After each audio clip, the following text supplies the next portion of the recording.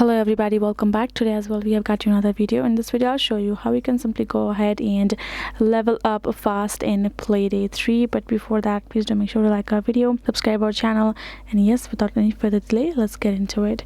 So for that matter, first of all, we are over here in our Steam store and we have access the Payday 3 just right over here. All you have to do is, if you have, simply install it, and you have been started playing, and if you have been wondering whether how you can simply level up if you're being constantly spamming on it, you're playing but you're just not being able to level up or advance. So for that, there is some things that you have to make sure of. So there are like maximum 5 things that you can make sure of if you have not been doing that since you have been playing. Is at first obviously would be never to be caught while you're playing, right? Whenever you play, make sure of that. And the second would be farm easy hits. If you haven't been doing, all you have to do is start doing that in your game. And the other would be, if you have been playing on some level, all you have to do is change it and play on harder difficulties. And whenever you go and start playing, you have to perform a hit for you as well, so it can be counted between in all those 5 challenges. And the other would be simply